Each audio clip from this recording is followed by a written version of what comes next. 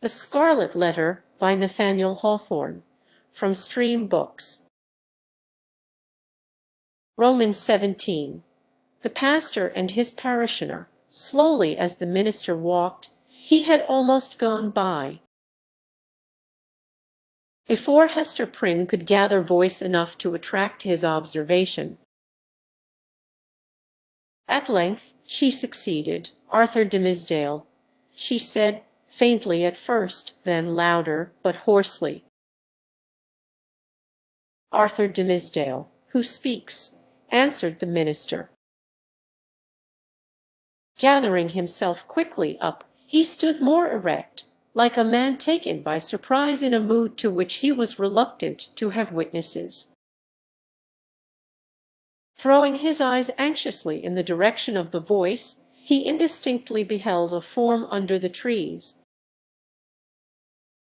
Clad in garments so sombre, and so little relieved from the grey twilight into which the clouded sky and the heavy foliage had darkened the noontide, that he knew not whether it were a woman or a shadow.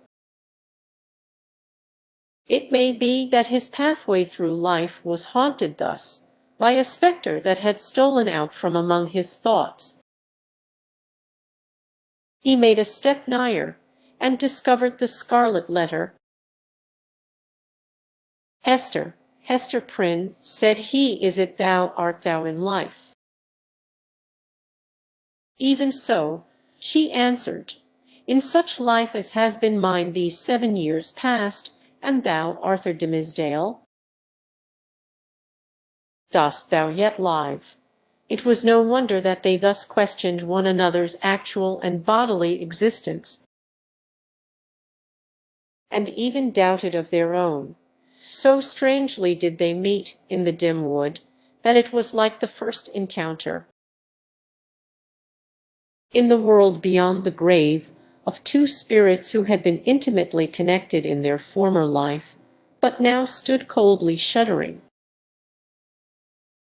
in mutual dread, as not yet familiar with their state, nor wonted to the companionship of disembodied beings, each a ghost, and awe-stricken at the other ghost. They were all stricken likewise at themselves, because the crisis flung back to them their consciousness, and revealed to each heart its history and experience,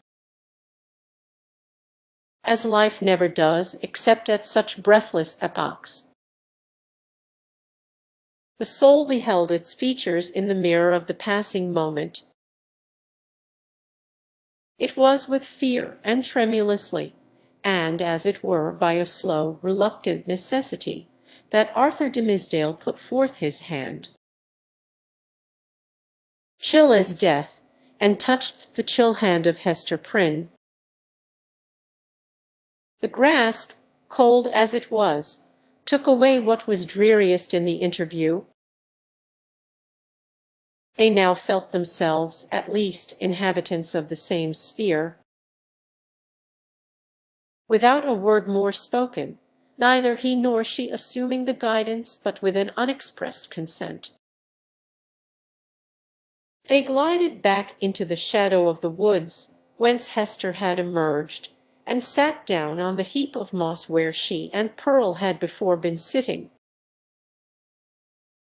When they found voice to speak, it was, at first, only to utter remarks and inquiries such as any two acquaintance might have made, about the gloomy sky, the threatening storm, and, next, the health of each.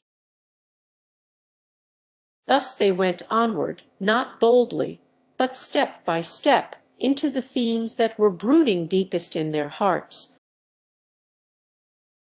So long estranged by fate and circumstances, they needed something slight and casual to run before, and throw open the doors of intercourse, so that their real thoughts might be led across the threshold. After a while, the minister fixed his eyes on Hester Prynne's. "Hester," said he, "haste thou found peace." She smiled drearily, looking down upon her bosom. "Hast thou?" she asked. "None, nothing but despair," he answered. "What else could I look for, being what I am, and leading such a life as mine? Were I an atheist, a man devoid of conscience, a wretch with coarse and brutal instincts, I might have found peace long ere now. Nay, I never should have lost it, but, as matters stand with my soul, whatever of good capacity there originally was in me, all of God's gifts that were the choicest have become the ministers of spiritual torment. Hester, I am most miserable. The people reverence thee, said Hester. And surely thou workest good among them. Doth this bring thee no comfort? More misery, Hester, only the more misery, answered the clergyman, with a bitter smile. As concerns the good which I may appear to do, I have no faith in it. It must needs be a delusion. What can a ruined soul, like mine, effect towards the redemption of other souls, or a polluted soul towards their purification? And as for the people's reverence, would that it were turned to scorn and hatred. Canst thou deem it, Hester, a consolation, that I must stand up in my pulpit and meet so many eyes turned upward to my face, as if the light of heaven were beaming from it, must see my flock hungry for the truth, and listening to my words, as if a tongue of Pentecost were speaking, and then look inward, and discern the black reality of what they idolize? I have laughed in bitterness and agony of heart at the contrast between what I seem and what I am, and Satan laughs at it. You wrong yourself in this, said Hester gently. You have deeply and sorely repented. Your sin is left behind you in the days long past. Your present life is not less holy in very truth than it seems in people's eyes. Is there no reality in the penitence thus sealed and witnessed by good works? And wherefore should it not bring you peace? No, Hester, no, replied the clergyman. There is no substance in it. It is cold and dead, and can do nothing for me of penance. I have had enough of penitence. There has been none else.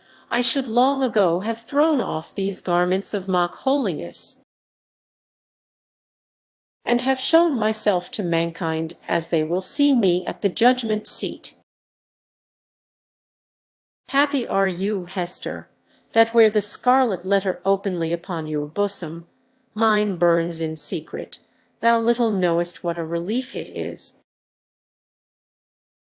After the torment of a 7 years' cheat, to look into an eye that recognizes me for what I am, had I one friend, or were it my worst enemy, to whom, when sickened with the praises of all other men, I could daily betake myself, and be known as the vilest of all sinners, methinks my soul might keep itself alive thereby. Even thus much of truth would save me, but now it is all falsehood, all emptiness, all death. Hester Prynne looked into his face, but hesitated to speak. Yet, uttering his long-restrained emotions so vehemently as he did, his words here offered her the very point of circumstances in which to interpose what she came to say. She conquered her fears, and spoke. Such a friend as thou hast even now wished for, said she, with whom to weep over thy sin. Thou hast in me, the partner of it. Again she hesitated, but brought out the words with an effort. Thou hast long had such an enemy, and dwellest with him under the same roof. The minister started to his feet, gasping for breath, and clutching at his heart, as if he would have torn it out of his bosom. "Ah, what sayest thou?" cried he. "An enemy, and under mine own roof! What mean you?" Hester Prynne was now fully sensible of the deep injury for which she was responsible to this unhappy man, in permitting him to lie for so many years, or, indeed, for a single moment, at the mercy of one whose purposes could not be other than malevolent. The very contiguity of his enemy, beneath whatever mask the latter might conceal himself, was enough to disturb the magnetic sphere of a being so sensitive as Arthur Dimmesdale. There had been a period when Hester was less alive to this consideration, or, perhaps, in the misanthropy of her own trouble, she left the minister to bear what she might picture to herself as a more tolerable doom. But of late, since the night of his vigil, all her sympathies towards him had been both softened and invigorated. She now read his heart more accurately.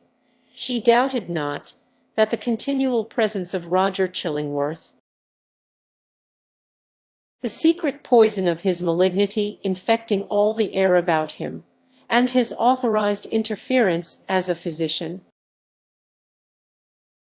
with the minister's physical and spiritual infirmities, that these bad opportunities had been turned to a cruel purpose. By means of them, the sufferer's conscience had been kept in an irritated state, the tendency of which was not to cure by wholesome pain, but to disorganize and corrupt his spiritual being.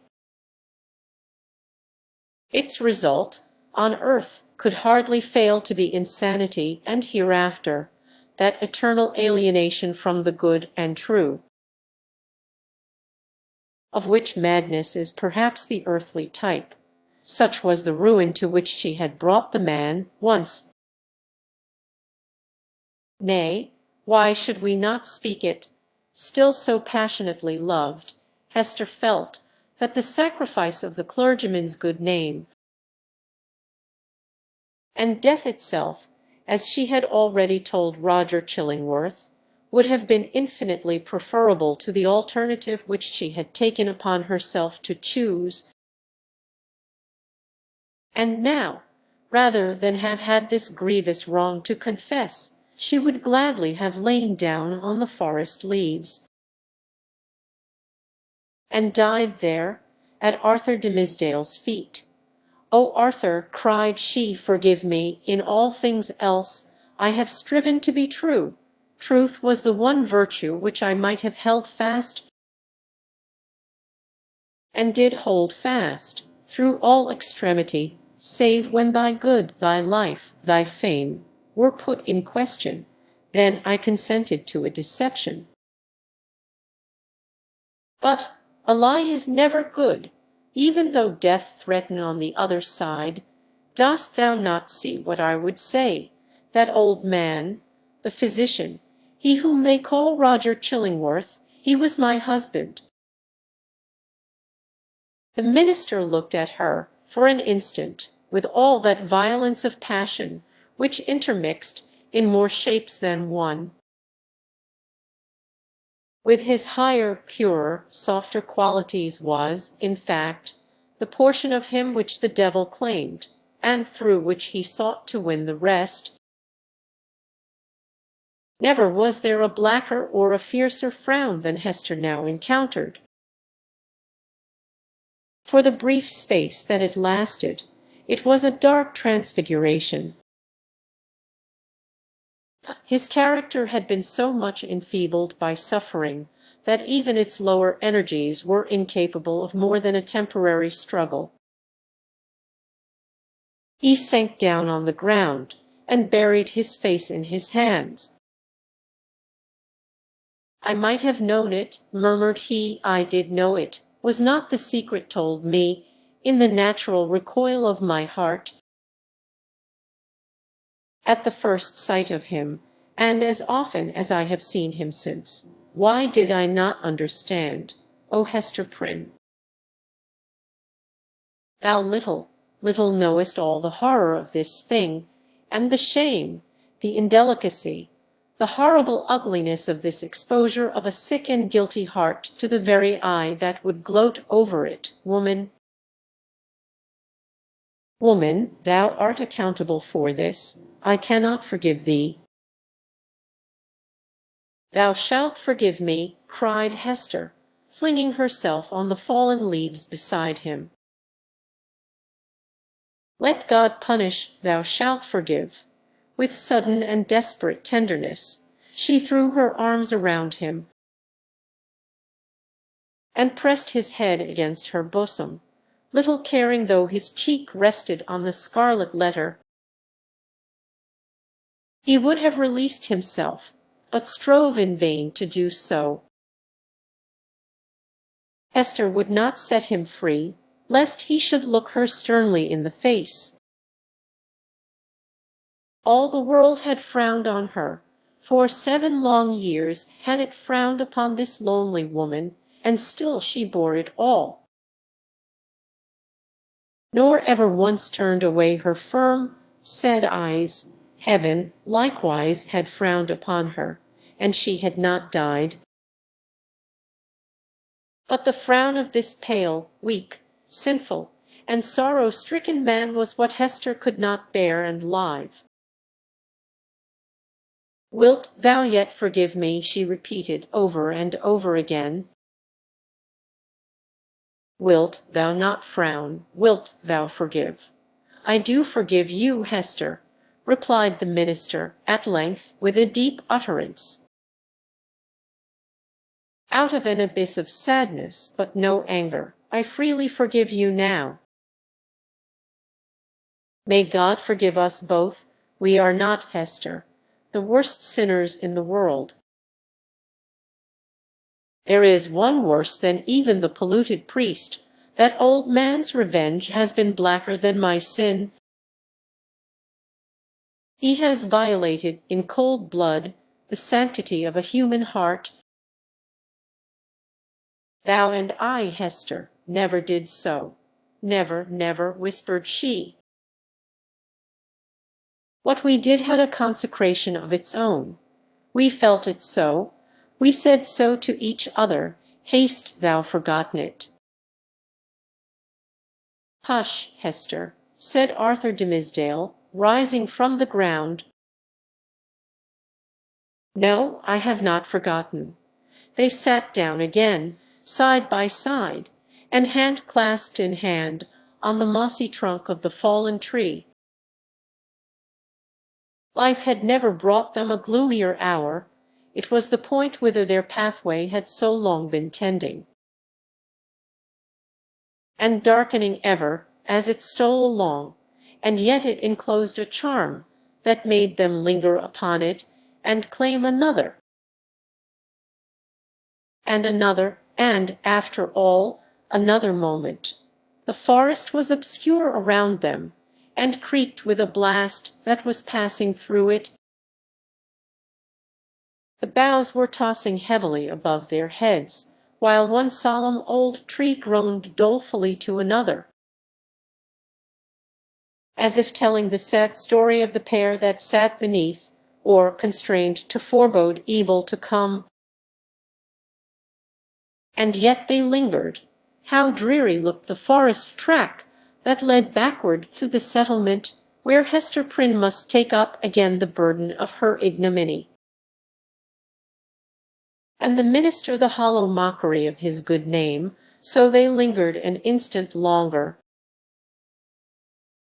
No golden light had ever been so precious as the gloom of this dark forest. Here, seen only by his eyes, the scarlet letter need not burn into the bosom of the fallen woman. Here, seen only by her eyes, Arthur Dimmesdale, false to God and man, might be, for one moment, true. He started at a thought that suddenly occurred to him. "Hester," cried he, "here is a new horror. Roger Chillingworth knows your purpose to reveal his true character. Will he continue, then, to keep our secret? What will now be the course of his revenge?" "There is a strange secrecy in his nature," replied Hester thoughtfully, "and it has grown upon him by the hidden practices of his revenge. I deem it not likely that he will betray the secret.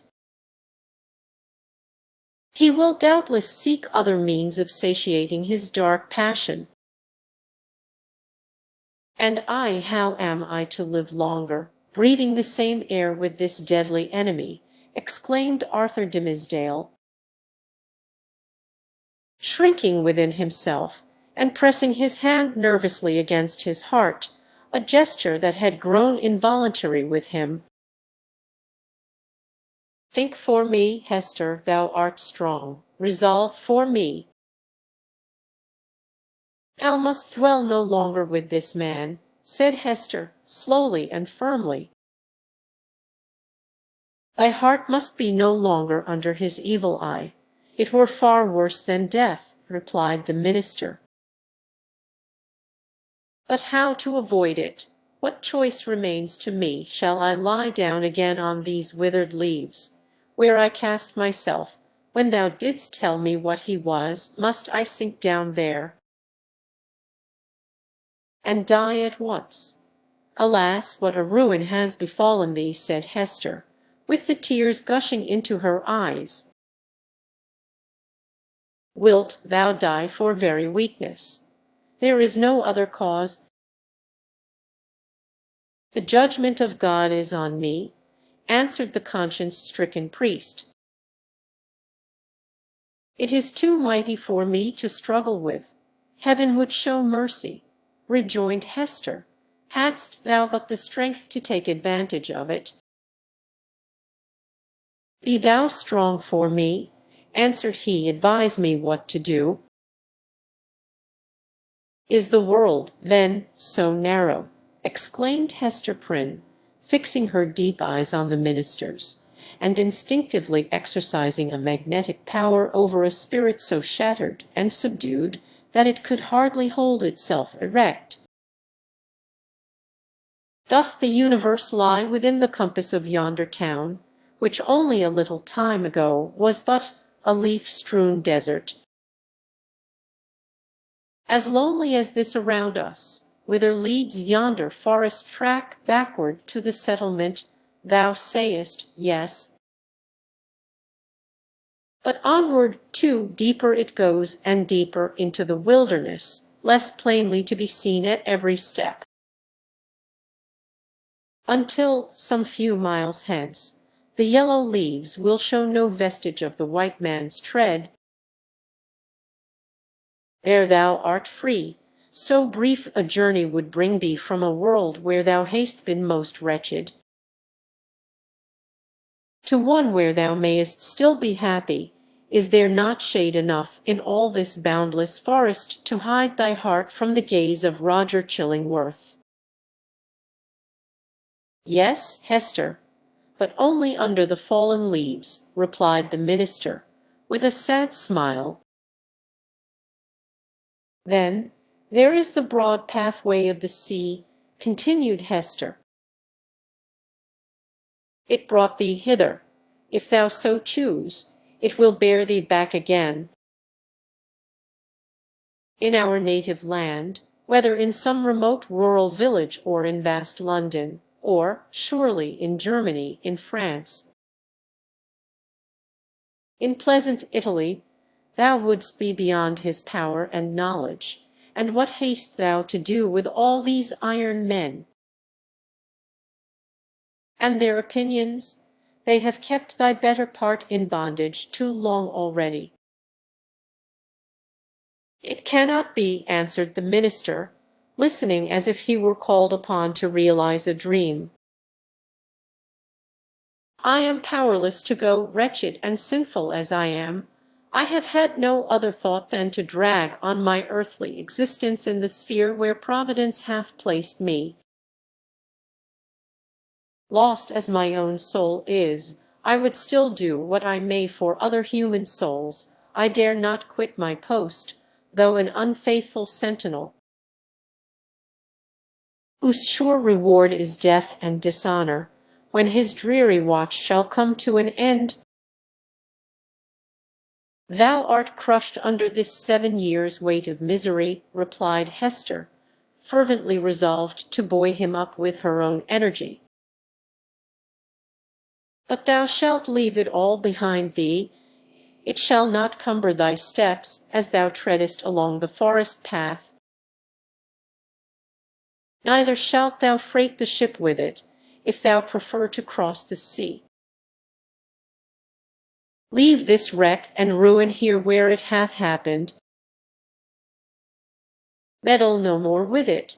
Begin all anew. Haste, thou exhausted possibility in the failure of this one trial. Not so. The future is yet full of trial and success. There is happiness to be enjoyed. There is good to be done. Exchange this false life of thine for a true one. Be, if thy spirit summon thee to such a mission, the teacher and apostle of the red men. Or, as is more thy nature, be a scholar and a sage among the wisest and the most renowned of the cultivated world. Preach, write, act, do anything, save to lie down and die. Give up this name of Arthur de Misdale, and make thyself another,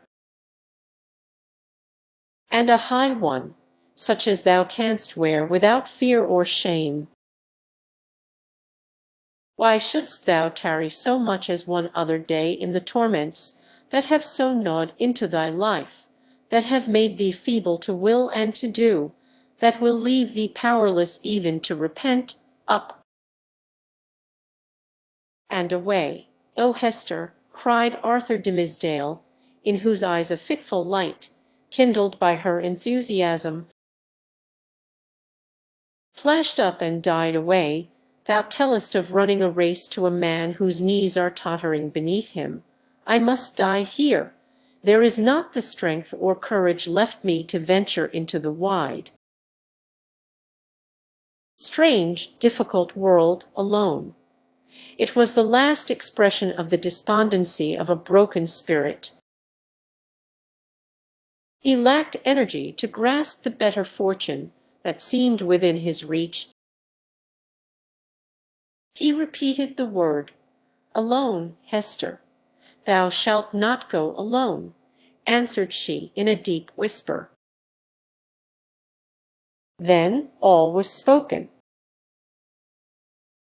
Arthur de Misdale gazed into Hester's face with a look in which hope and joy shone out, indeed, but with fear betwixt them,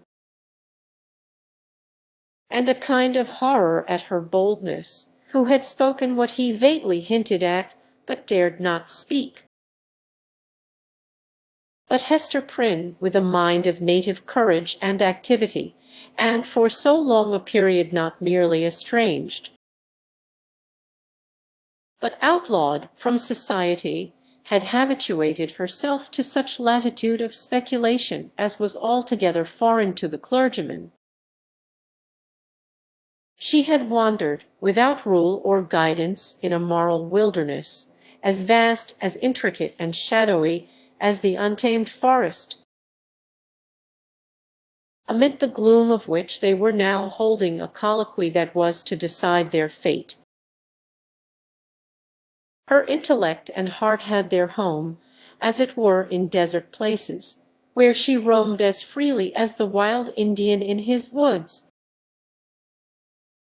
For years past she had looked from this estranged point of view at human institutions, and whatever priests or legislators had established, criticizing all with hardly more reverence than the Indian would feel for the clerical band, the judicial robe, The pillory, the gallows, the fireside, or the church? The tendency of her fate and fortunes had been to set her free. The Scarlet Letter was her passport into regions where other women dared not tread. Shame, despair, solitude, these had been her teachers, stern and wild ones, and they had made her strong. But taught her much amiss. The minister, on the other hand, had never gone through an experience calculated to lead him beyond the scope of generally received laws. Although, in a single instance, he had so fearfully transgressed one of the most sacred of them, this had been a sin of passion, not of principle, nor even purpose. Since that wretched epoch, he had watched with morbid zeal and minuteness not his acts, for those it was easy to arrange, but each breath of emotion, and his every thought, at the head of the social system, as the clergymen of that day stood. He was only the more trammelled by its regulations, its principles, and even its prejudices. As a priest, the framework of his order inevitably hemmed him in. As a man who had once sinned, but who kept his conscience all alive and painfully sensitive by the fretting of an unhealed wound, he might have been supposed safer within the line of virtue than if he had never sinned at all. Thus, we seem to see that, as regarded Hester Prynne, the whole 7 years of outlaw and ignominy had been little other than a preparation for this very hour. But Arthur Dimmesdale, were such a man once more to fall, what plea could be urged in extenuation of his crime? None. Unless it avail him somewhat that he was broken down by long and exquisite suffering, that his mind was darkened and confused by the very remorse which harrowed it, that, between fleeing as an avowed criminal and remaining as a hypocrite, conscience might find it hard to strike the balance, that it was human to avoid the peril of death and infamy, and the inscrutable machinations of an enemy, that finally to this poor pilgrim on his dreary and desert path, faint, sick, miserable, there appeared a glimpse of human affection and sympathy. A new life, and a true one, in exchange for the heavy doom which he was now expiating.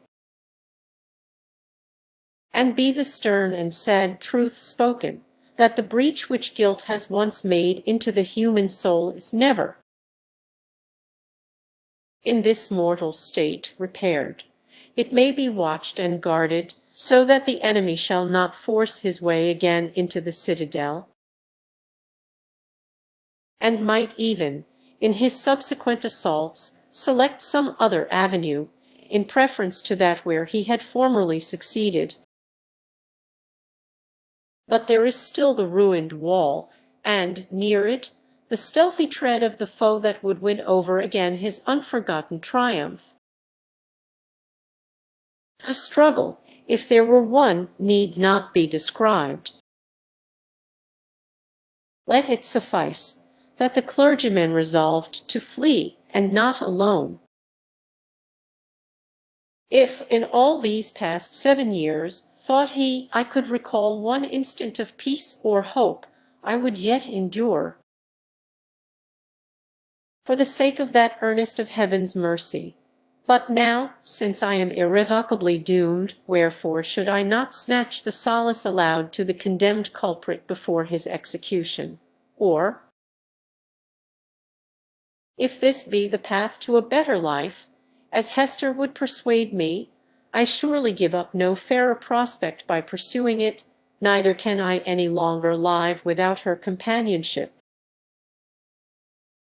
So powerful is she to sustain, so tender to soothe, O thou to whom I dare not lift mine eyes, wilt thou yet pardon me?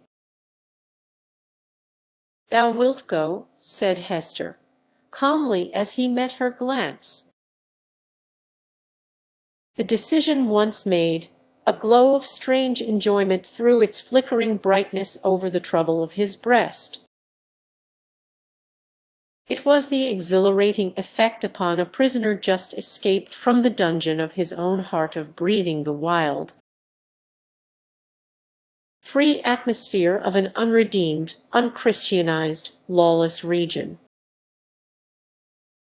His spirit rose, as it were, with a bound, and attained a nearer prospect of the sky than throughout all the misery which had kept him grovelling on the earth. Of a deeply religious temperament, there was inevitably a tinge of the devotional in his mood. "Do I feel joy again?" cried he, wondering at himself.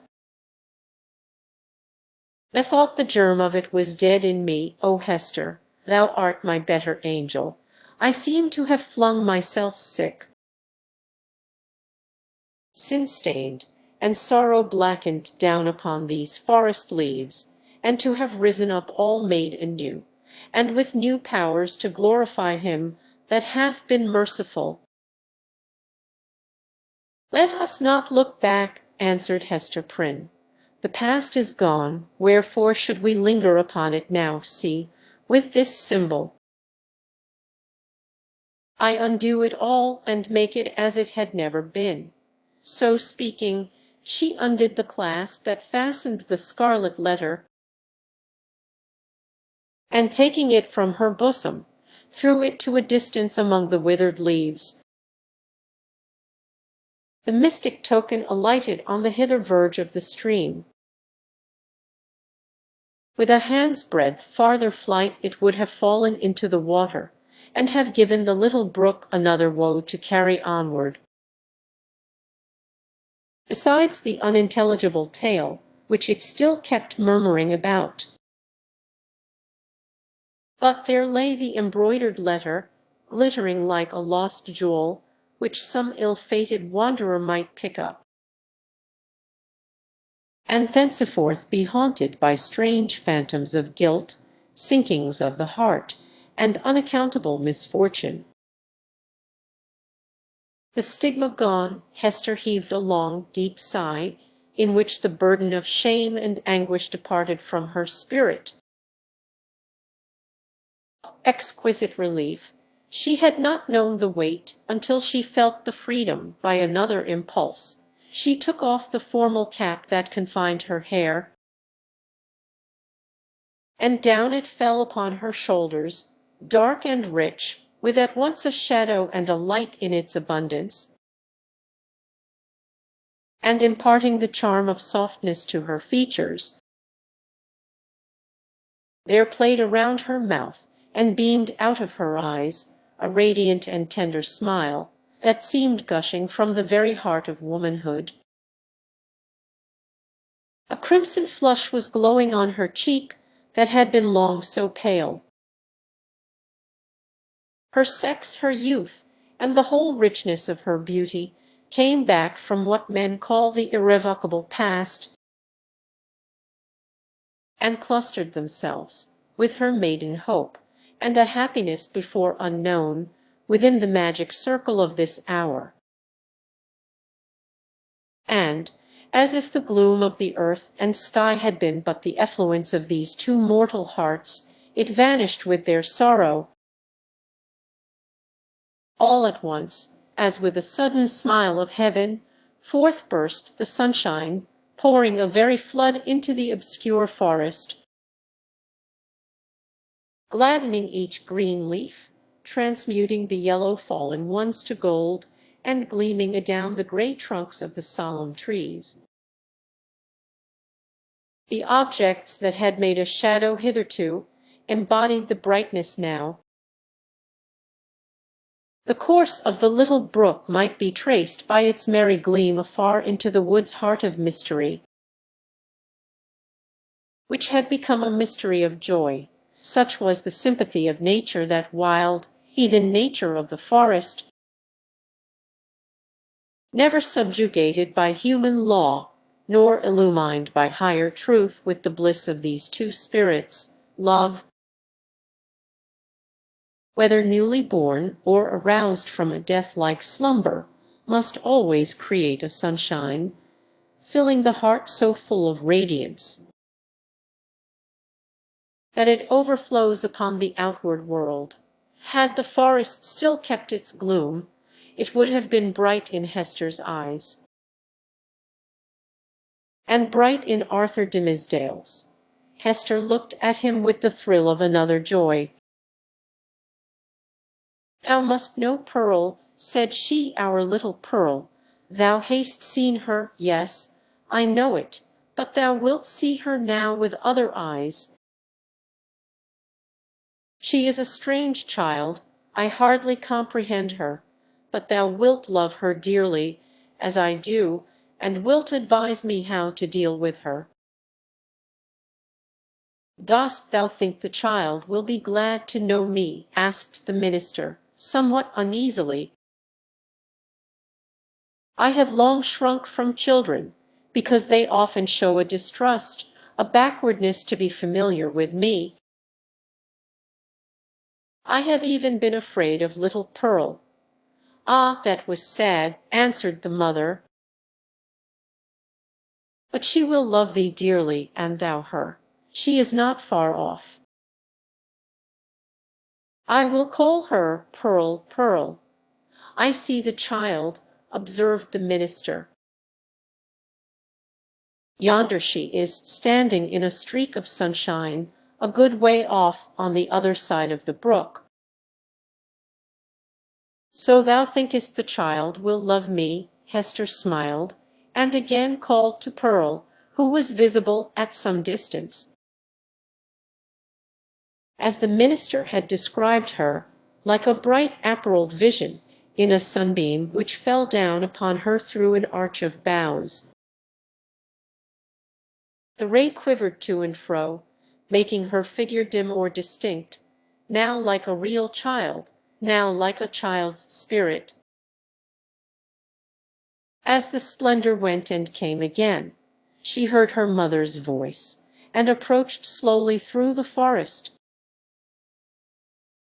Pearl had not found the hour pass wearisomely, while her mother sat talking with the clergyman. The great black forest stern as it showed itself to those who brought the guilt and troubles of the world into its bosom became the playmate of the lonely infant. As well as it knew how, sombre as it was, it put on the kindest of its moods to welcome her. It offered her the partridge berries, the growth of the preceding autumn, but ripening only in the spring, and now red as drops of blood upon the withered leaves. These Pearl gathered, and was pleased with their wild flavor. The small denizens of the wilderness hardly took pains to move out of her path. A partridge, indeed, with a brood of 10 behind her, ran forward threateningly, but soon repented of her fierceness, and clucked to her young ones not to be afraid. A pigeon, alone on a low branch, allowed Pearl to come beneath, and uttered a sound as much of greeting as alarm. A squirrel from the lofty depths of his domestic tree chattered either in anger or merriment, for a squirrel is such a choleric and humorous little personage that it is hard to distinguish between his moods, so he chattered at the child, and flung down a nut upon her head. It was a last year's nut, and already gnawed by his sharp tooth. A fox, startled from his sleep by her light footstep on the leaves, looked inquisitively at Pearl, as doubting whether it were better to steal off. or renew his nap on the same spot. A wolf, it is said, but here the tale has surely lapsed into the improbable. Came up and smelt of Pearl's robe, and offered his savage head to be patted by her hand. The truth seems to be, however, that the mother forest, and these wild things which it nourished, all recognized a kindred wildness in the human child, and she was gentler here than in the grassy margined streets of the settlement, or in her mother's cottage. The flowers appeared to know it, and one and another whispered as she passed, "Adorn thyself with me, thou beautiful child. Adorn thyself with me," and, to please them, Pearl gathered the violets and anemones and columbines, and some twigs of the freshest green, which the old trees held down before her eyes. With these she decorated her hair and her young waist, and became a nymph child, or an infant dryad, or whatever else was in closest sympathy with the antique wood. In such guise had Pearl adorned herself, when she heard her mother's voice, and came slowly back. Slowly, for she saw the clergyman. Roman 19. The child at the brook's side. "Thou wilt love her dearly," repeated Hester Prynne, as she and the minister sat watching little Pearl. "Dost thou not think her beautiful? And see with what natural skill she has made those simple flowers adorn her. Had she gathered pearls and diamonds and rubies in the wood, they could not have become her better. She is a splendid child, but I know whose brow she has." "Dost thou know, Hester," said Arthur de Misdale, with an unquiet smile, "that this dear child, tripping about always at thy side, hath caused me many an alarm? Methought, O Hester, what a thought is that, and how terrible to dread it, that my own features were partly repeated in her face, and so strikingly that the world might see them. But she is mostly thine." "No, no, not mostly," answered the mother, with a tender smile. "A little longer, and thou needest not to be afraid to trace whose child she is. But how strangely beautiful she looks, with those wild flowers in her hair! It is as if one of the fairies whom we left in our dear old England had decked her out to meet us."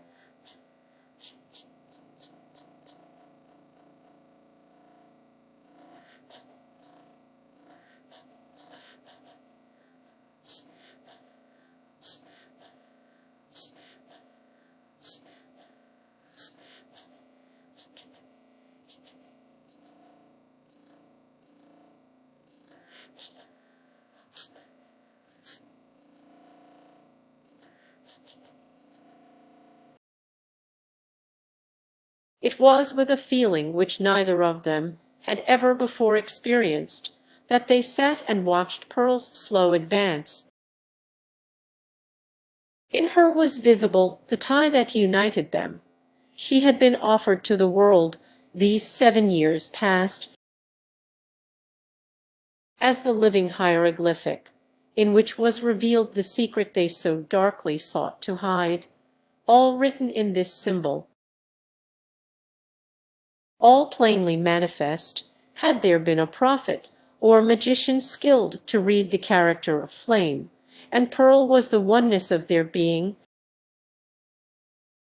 be the foregone evil what it might, how could they doubt that their earthly lives and future destinies were conjoined? When they beheld at once the material union and the spiritual idea in whom they met, and were to dwell immortally together, thoughts like these, and perhaps other thoughts,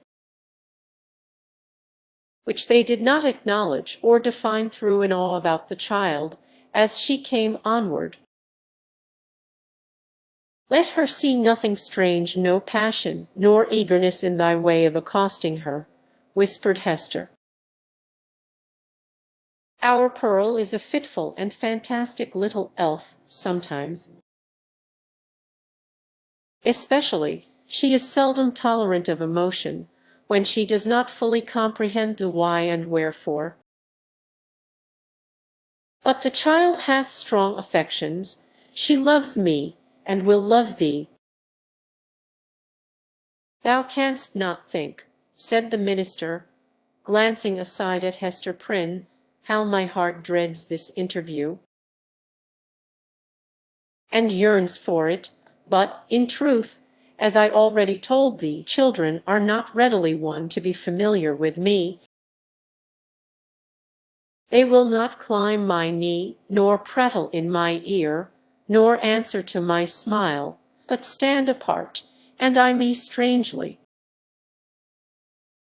Even little babes, when I take them in my arms, weep bitterly. Yet Pearl, twice in her little lifetime, hath been kind to me. The first time, thou knowest it well, the last was when thou ledst her with thee to the house of yonder stern old governor. And thou didst plead so bravely in her behalf and mine, answered the mother. I remember it, and so shall little Pearl. Fear nothing. She may be strange and shy at first, but will soon learn to love thee. By this time Pearl had reached the margin of the brook, and stood on the farther side, gazing silently at Hester and the clergyman, who still sat together on the mossy tree trunk, waiting to receive her. Just where she had paused, the brook chanced to form a pool, so smooth and quiet that it reflected a perfect image of her little figure. With all the brilliant picturesqueness of her beauty, in its adornment of flowers and wreathed foliage, but more refined and spiritualized than the reality, this image, so nearly identical with the living Pearl, seemed to communicate somewhat of its own shadowy and intangible quality to the child herself. It was strange, the way in which Pearl stood, looking so steadfastly at them through the dim medium of the forest gloom. Herself, meanwhile, all glorified with a ray of sunshine that was attracted thitherward as by a certain sympathy. In the brook beneath stood another child, another and the same, with likewise its ray of golden light. Hester felt herself, in some indistinct and tantalizing manner, estranged from Pearl, as if the child, in her lonely ramble through the forest, had strayed out of the sphere in which she and her mother dwelt together, and was now vainly seeking to return to it. There was both truth and error in the impression. The child and mother were estranged, but through Hester's fault, not Pearl's. Since the latter rambled from her side, another inmate had been admitted within the circle of the mother's feelings, and so modified the aspect of them all that Pearl, the returning wanderer, could not find her wonted place, and hardly knew where she was. I have a strange fancy, observed the sensitive minister, that this brook is the boundary between two worlds, and that thou canst never meet thy Pearl again. Or is she an elfish spirit, who, as the legends of our childhood taught us, is forbidden to cross a running stream? Pray hasten her, for this delay has already imparted a tremor to my nerves. Come, dearest child, said Hester, encouragingly, and stretching out both her arms. How slow thou art! When hast thou been so sluggish before? Now here is a friend of mine, who must be thy friend also. Thou wilt have twice as much love, henceforward, as thy mother alone could give thee. Leap across the brook, and come to us. Thou canst leap like a young deer. Pearl, without responding in any manner to these honey-sweet expressions, remained on the other side of the brook.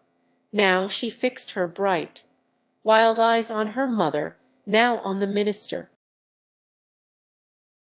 and now included them both in the same glance, as if to detect and explain to herself the relation which they bore to one another. For some unaccountable reason, as Arthur Dimmesdale felt the child's eyes upon himself, his hand with that gesture so habitual as to have become involuntary stole over his heart. At length, assuming a singular air of authority, Pearl stretched out her hand, with the small forefinger extended,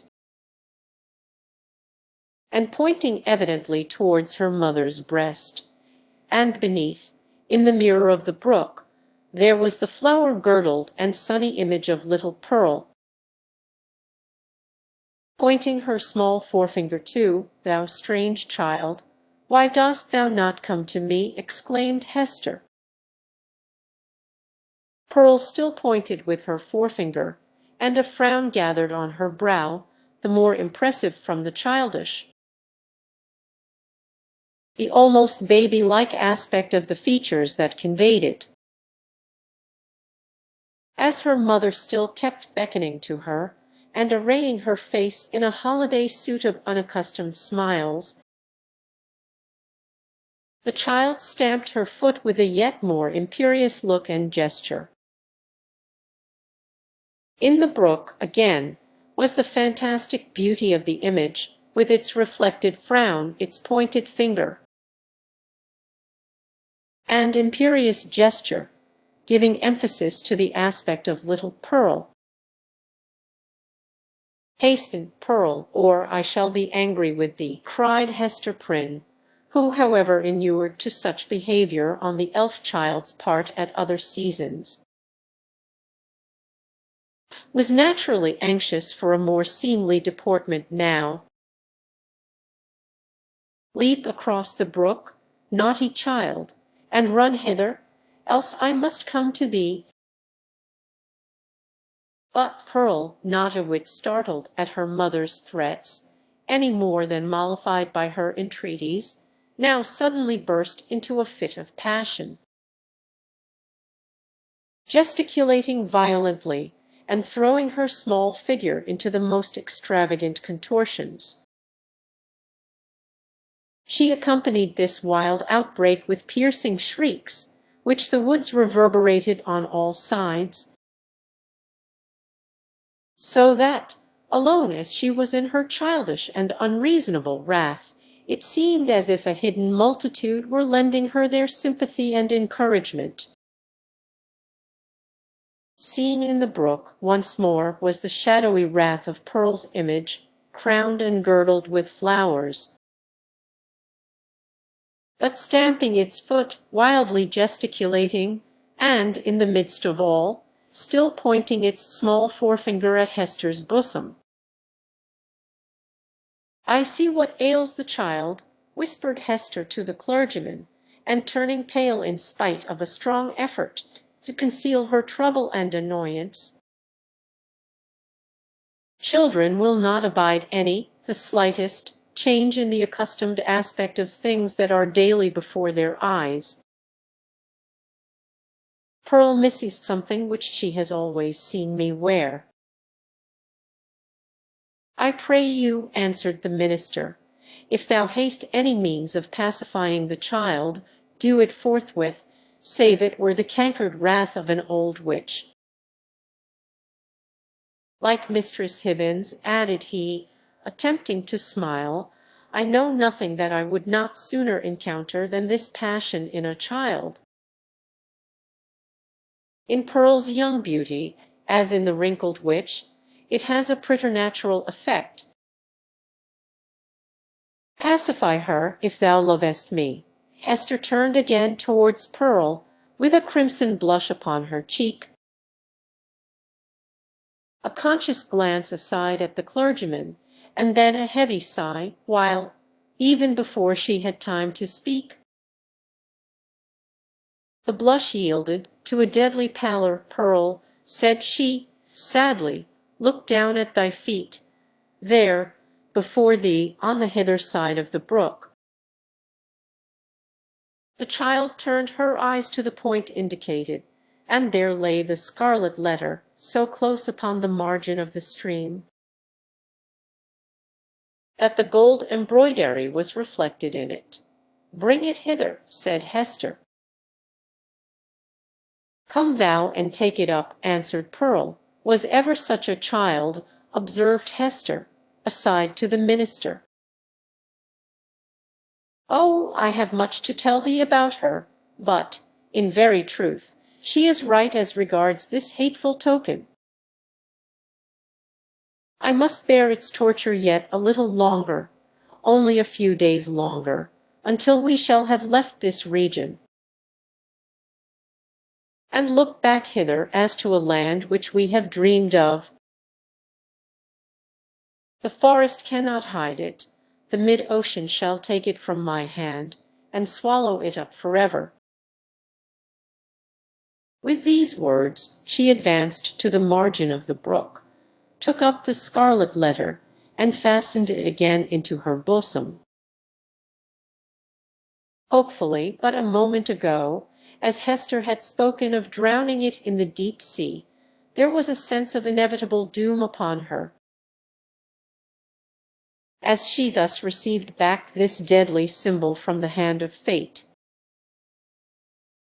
she had flung it into infinite space, she had drawn an hour's free breath, and here again was the scarlet misery,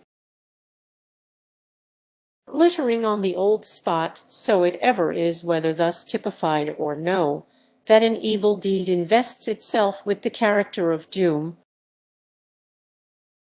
Hester next gathered up the heavy tresses of her hair and confined them beneath her cap, as if there were a withering spell in the sad letter. Her beauty, the warmth and richness of her womanhood, departed like fading sunshine, and a gray shadow seemed to fall across her. When the dreary change was wrought, she extended her hand to Pearl. Dost thou know thy mother now, child? Asked she reproachfully, but with a subdued tone. Wilt thou come across the brook, and own thy mother, now that she has her shame upon her, now that she is sad? Yes, now I will, answered the child, bounding across the brook, and clasping Hester in her arms. Now thou art my mother indeed, and I am thy little Pearl. In a mood of tenderness that was not usual with her, she drew down her mother's head, and kissed her brow and both her cheeks. Then, by a kind of necessity that always impelled this child to alloy whatever comfort she might chance to give with a throb of anguish, Pearl put up her mouth and kissed the scarlet letter too. That was not kind, said Hester. When thou hast shown me a little love, thou mockest me. Why doth the minister sit yonder? Asked Pearl. He waits to welcome thee, replied her mother. Come thou, and entreat his blessing. He loves thee, my little Pearl, and loves thy mother too. Wilt thou not love him? Come, he longs to greet thee. Doth he love us? Said Pearl, looking up with acute intelligence into her mother's face. Will he go back with us, hand in hand, we three together, into the town? Not now, dear child, answered Hester, but in days to come he will walk hand in hand with us. We will have a home and fireside of our own, and thou shalt sit upon his knee, and he will teach thee many things, and love thee dearly. Thou wilt love him, wilt thou not? And will he always keep his hand over his heart? Inquired Pearl. Foolish child, what a question is that? Exclaimed her mother. Come and ask his blessing. But, whether influenced by the jealousy that seems instinctive with every petted child towards a dangerous rival, or from whatever caprice of her freakish nature, Pearl would show no favor to the clergyman. It was only by an exertion of force that her mother brought her up to him, hanging back, and manifesting her reluctance by odd grimaces, of which, ever since her babyhood, she had possessed a singular variety, and could transform her mobile physiognomy into a series of different aspects, with a new mischief in them, each and all. The minister painfully embarrassed, but hoping that a kiss might prove a talisman to admit him into the child's kindlier regards, bent forward and impressed one on her brow. Hereupon, Pearl broke away from her mother, and running to the brook, stooped over it, and bathed her forehead until the unwelcome kiss was quite washed off, and diffused through a long lapse of the gliding water. She then remained apart, silently watching Hester and the clergyman, while they talked together, and made such arrangements as were suggested by their new position, and the purposes soon to be fulfilled. The dell was to be left a solitude among its dark old trees, which, with their multitudinous tongues, would whisper long of what had passed there, and no mortal be the wiser. And the melancholy brook would add this other tale to the mystery with which its little heart was already overburdened, and whereof it still kept up a murmuring babble, with not a whit more cheerfulness of tone than for ages heretofore. Roman 20. The minister in a maze. As the minister departed, in advance of Hester Prynne and little Pearl, he threw a backward glance, half expecting that he should discover only some faintly traced features or outline of the mother and the child, slowly fading into the twilight of the woods. So great a vicissitude in his life could not at once be received as real. But there was Hester, clad in her grey robe, still standing beside the tree trunk, which some blast had overthrown a long antiquity ago, and which time had ever since been covering with moss, so that these two fated ones, with earth's heaviest burden on them, might there sit down together, and find a single hour's rest and solace.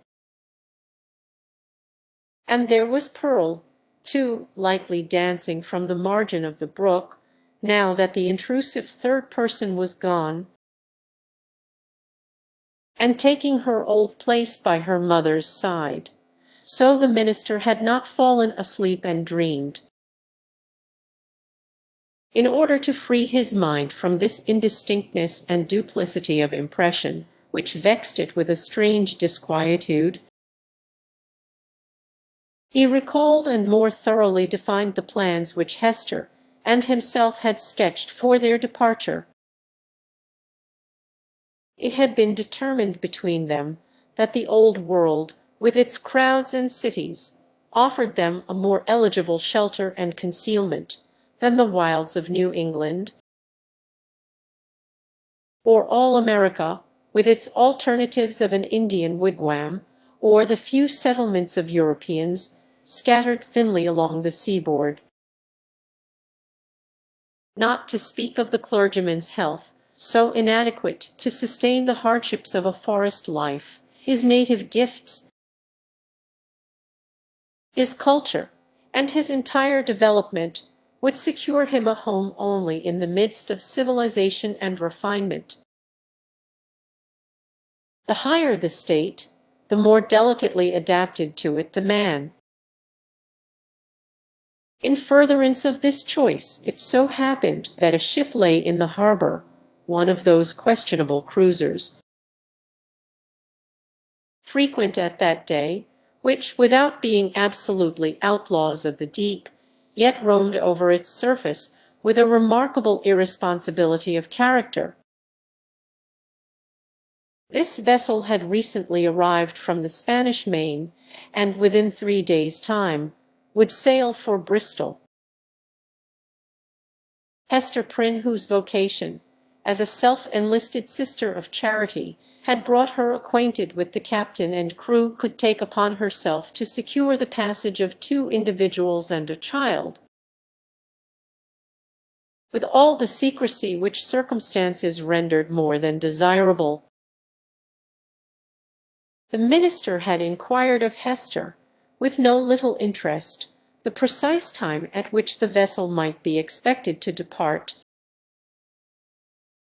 It would probably be on the 4th day from the present.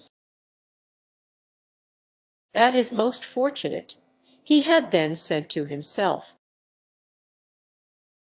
Now, why the Reverend Mr. Dimmesdale considered it so very fortunate, we hesitate to reveal. Nevertheless, to hold nothing back from the reader, it was because on the 3rd day from the present he was to preach the election sermon, and as such an occasion formed an honorable epoch in the life of a New England clergyman. He could not have chanced upon a more suitable mode and time of terminating his professional career. At least, they shall say of me, thought this exemplary man, that I leave no public duty unperformed, nor ill performed. Sad, indeed, that an introspection so profound and acute as this poor minister's should be so miserably deceived. We have had, and may still have, worse things to tell of him, but none, we apprehend, so pitiably weak. No evidence, at once so slight and irrefragable, of a subtle disease that had long since begun to eat into the real substance of his character.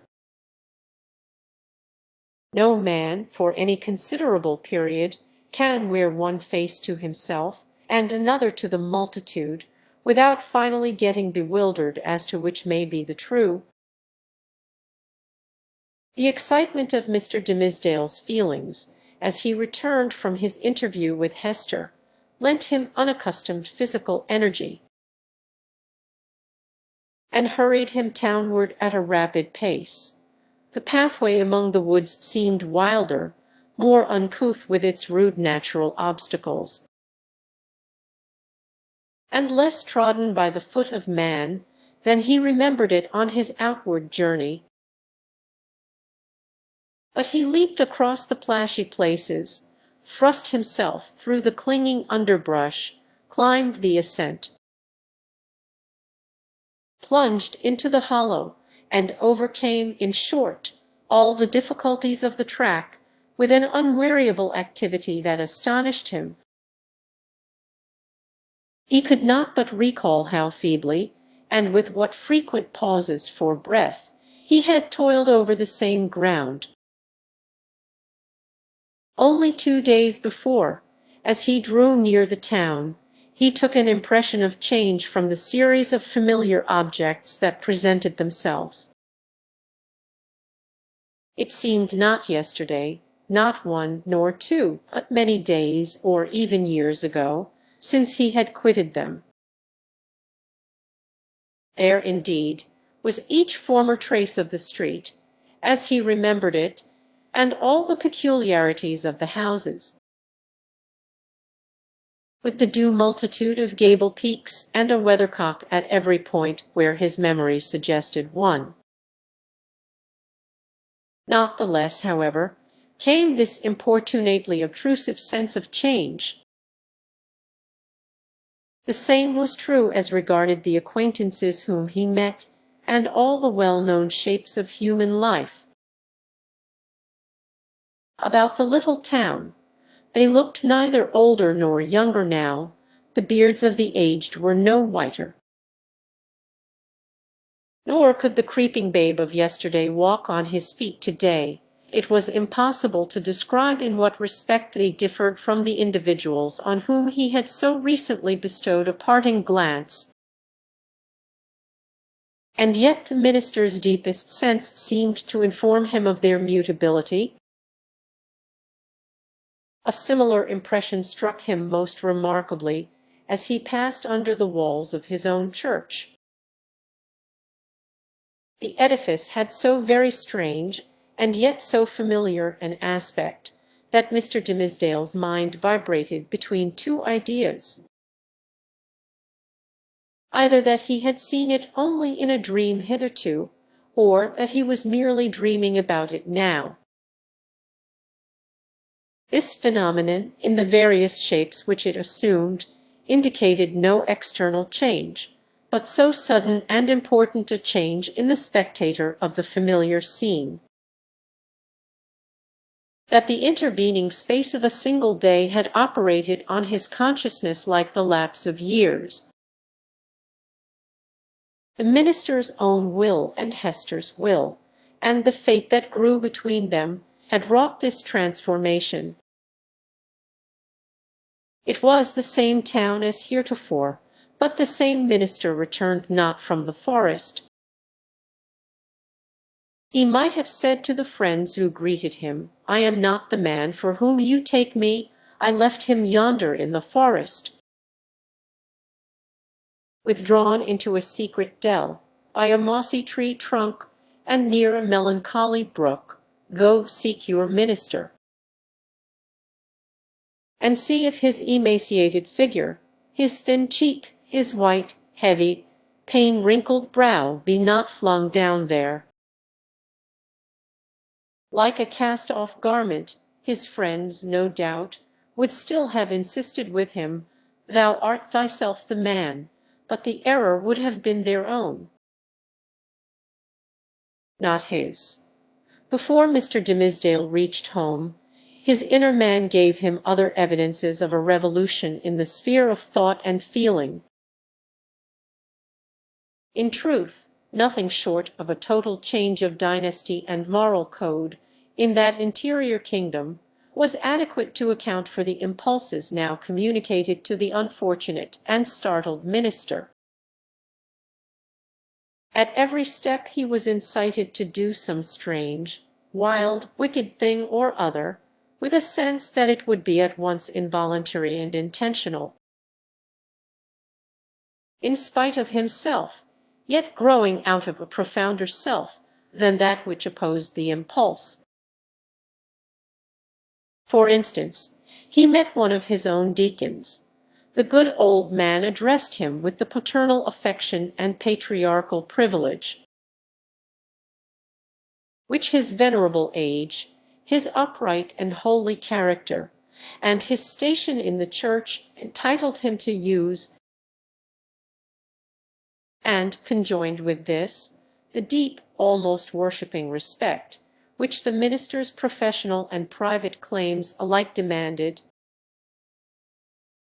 Never was there a more beautiful example of how the majesty of age and wisdom may comport with the obeisance and respect enjoined upon it, as from a lower social rank and inferior order of endowment towards a higher. Now, during a conversation of some 2 or 3 moments between the Reverend Mr. Dimmesdale and this excellent and hoary bearded deacon, It was only by the most careful self-control that the former could refrain from uttering certain blasphemous suggestions that rose into his mind. Respecting the communion supper, he absolutely trembled and turned pale as ashes, lest his tongue should wag itself. In utterance of these horrible matters, and plead his own consent for so doing, without his having fairly given it. And even with this terror in his heart, he could hardly avoid laughing, to imagine how the sanctified old patriarchal deacon would have been petrified by his minister's impiety. Again, another incident of the same nature. Hurrying along the street, the Reverend Mr. Dimmesdale encountered the eldest female member of his church, a most pious and exemplary old dame, poor, widowed, lonely, and with a heart as full of reminiscences about her dead husband and children, and her dead friends of long ago, as a burial ground is full of storied gravestones. Yet all this, which would else have been such heavy sorrow, was made almost a solemn joy to her devout old soul.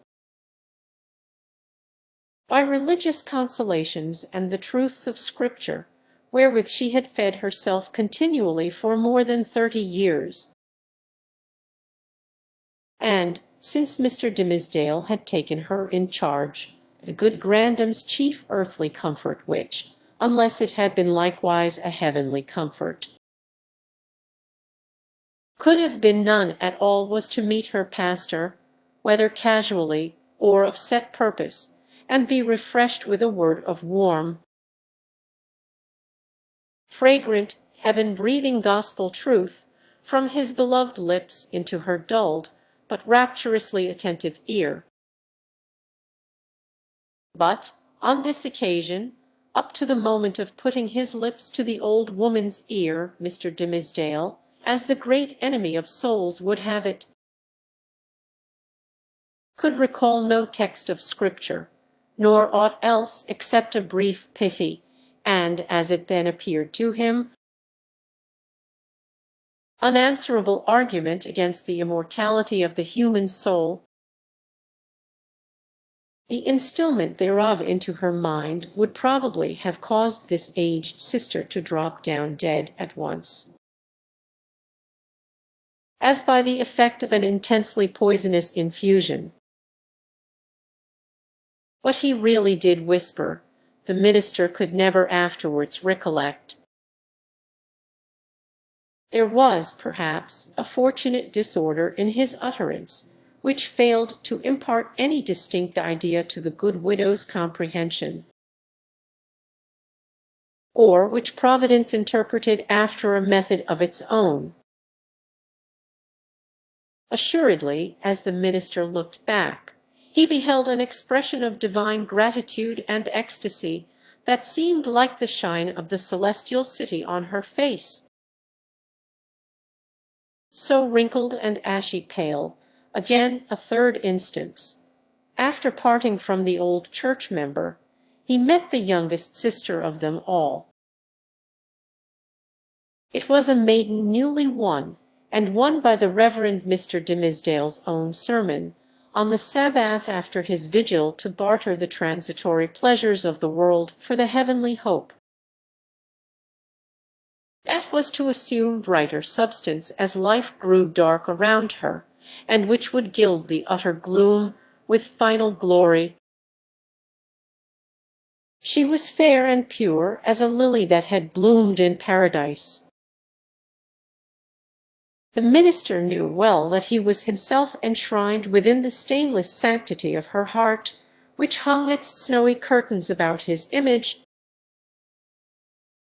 imparting to religion the warmth of love, and to love a religious purity. Satan, that afternoon, had surely led the poor young girl away from her mother's side, and thrown her into the pathway of this sorely tempted, or shall we not rather say, this lost and desperate man. As she drew nigh, the arch-fiend whispered him to condense into small compass, and drop into her tender bosom a germ of evil, that would be sure to blossom darkly soon, and bear black fruit betimes.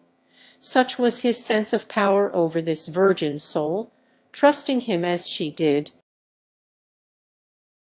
that the minister felt potent to blight all the field of innocence with but one wicked look, and develop all its opposite with but a word.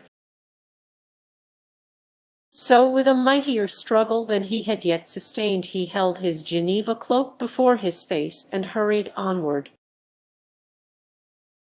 making no sign of recognition, and leaving the young sister to digest his rudeness as she might.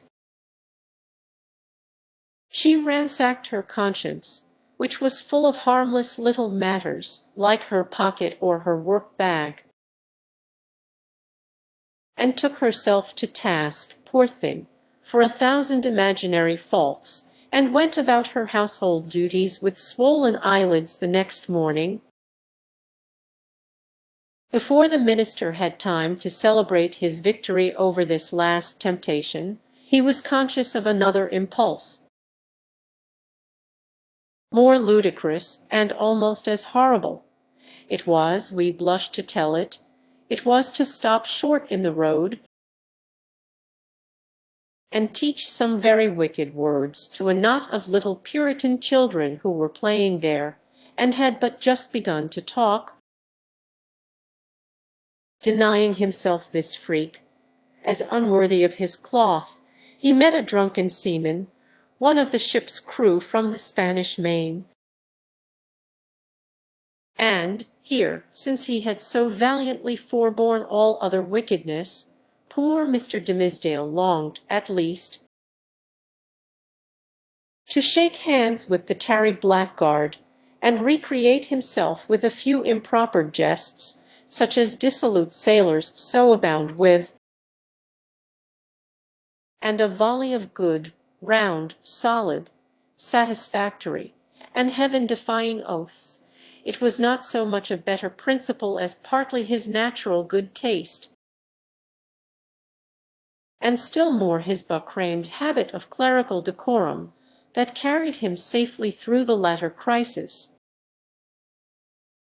"What is it that haunts and tempts me thus?" cried the minister to himself at length, pausing in the street, and striking his hand against his forehead. "Am I mad, or am I given over utterly to the fiend? Did I make a contract with him in the forest, and sign it with my blood, and does he now summon me to its fulfilment, by suggesting the performance of every wickedness which his most foul imagination can conceive?" At the moment when the Reverend Mr. Dimmesdale thus communed with himself, and struck his forehead with his hand, old Mistress Hibbins, the reputed witch lady, is said to have been passing by. She made a very grand appearance, having on a high head-dress, a rich gown of velvet, and a ruff done up with the famous yellow starch, of which and Turner, her especial friend, had taught her the secret, before this last good lady had been hanged for Sir Thomas Overbury's murder. Whether the witch had read the minister's thoughts or no, she came to a full stop, looked shrewdly into his face, smiled craftily, and though little given to converse with clergymen began a conversation. "So, reverend sir, you have made a visit into the forest," observed the witch lady, nodding her high head-dress at him. "The next time, I pray you to allow me only a fair warning, and I shall be proud to bear you company. Without taking over much upon myself, my good word will go far towards gaining any strange gentleman a fair reception from yonder potentate you wot of. "I profess, madam," answered the clergyman, with a grave obeisance such as the lady's rank demanded, and his own good breeding made imperative, "I profess, on my conscience and character, that I am utterly bewildered as touching the purport of your words. I went not into the forest to seek a potentate. Neither do I at any future time design a visit thither with a view to gaining the favour of such a personage. My one sufficient object was to greet that pious friend of mine, the Apostle Eliot, and rejoice with him over the many precious souls he hath won from heathendom." "Ah, ha, ha!" cackled the old witch lady, still nodding her high head-dress at the minister. "Well, well, we must needs talk thus in the daytime. You carry it off like an old hand, but at midnight and in the forest we shall have other talk together." She passed on with her aged stateliness, but often turning back her head and smiling at him, like one willing to recognize a secret intimacy of connection. "Have I then sold myself," thought the minister, "to the fiend whom, if men say true, this yellow-starched and velveted old hag has chosen for her prince and master?" The wretched minister! He had made a bargain very like it, tempted by a dream of happiness. He had yielded himself, with deliberate choice, as he had never done before, to what he knew was deadly sin. And the infectious poison of that sin had been thus rapidly diffused throughout his moral system. It had stupefied all blessed impulses, and awakened into vivid life the whole brotherhood of bad ones. Scorn, bitterness, unprovoked malignity, gratuitous desire of ill, ridicule of whatever was good and holy, all awoke to tempt, even while they frightened him. And his encounter with old Mistress Hibbins, if it were a real incident, did but show his sympathy and fellowship with wicked mortals, and the world of perverted spirits. He had, by this time, reached his dwelling, on the edge of the burial ground, and, hastening up the stairs, took refuge in his study. The minister was glad to have reached this shelter, without first betraying himself to the world by any of those strange and wicked eccentricities to which he had been continually impelled while passing through the streets. He entered the accustomed room, and looked around him on its books, its windows, its fireplace, and the tapestried comfort of the walls. The same perception of strangeness that had haunted him throughout his walk from the forest dell into the town, and thitherward. Here he had studied and written, here gone through fast and vigil, and come forth half alive, here striven to pray, here borne 100,000 agonies. There was the Bible, in its rich old Hebrew, with Moses and the prophets speaking to him, and God's voice through all there on the table, with the inky pen beside it, was an unfinished sermon, with a sentence broken in the midst, where his thoughts had ceased to gush out upon the page. 2 days before, he knew that it was himself, the thin and white-cheeked minister, who had done and suffered these things, and written thus far into the election sermon, but he seemed to stand apart, and eye this former self with scornful, pitying but half-envious curiosity. That self was gone. Another man had returned out of the forest, a wiser one, with a knowledge of hidden mysteries which the simplicity of the former never could have reached, a bitter kind of knowledge that, while occupied with these reflections, a knock came at the door of the study,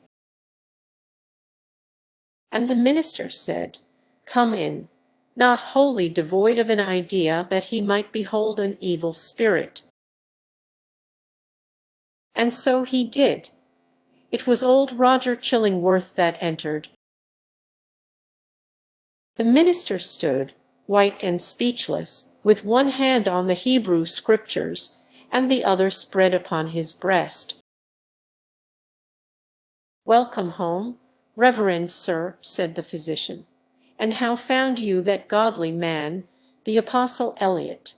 But methinks—" "Dear sir, you look pale, as if the travel through the wilderness had been too sore for you. Will not my aid be requisite to put you in heart and strength to preach your election sermon?" "Nay, I think not so," rejoined the Reverend Mr. Dimmesdale. "My journey, and the sight of the holy apostle yonder, and the free air which I have breathed, have done me good. After so long confinement in my study, I think to need no more of your drugs, my kind physician, good though they be." And administered by a friendly hand. All this time Roger Chillingworth was looking at the minister with the grave and intent regard of a physician towards his patient. But, in spite of this outward show, the latter was almost convinced of the old man's knowledge, or, at least, his confident suspicion with respect to his own interview with Hester Prynne. The physician knew then that, in the minister's regard, he was no longer a trusted friend, but his bitterest enemy. So much being known, it would appear natural that a part of it should be expressed. It is singular, however, how long a time often passes before words embody things, and with what security two persons who choose to avoid a certain subject may approach its very verge and retire without disturbing it. Thus, the minister felt no apprehension that Roger Chillingworth would touch, in express words, upon the real position which they sustained towards one another. Yet did the physician, in his dark way, creep frightfully near the secret.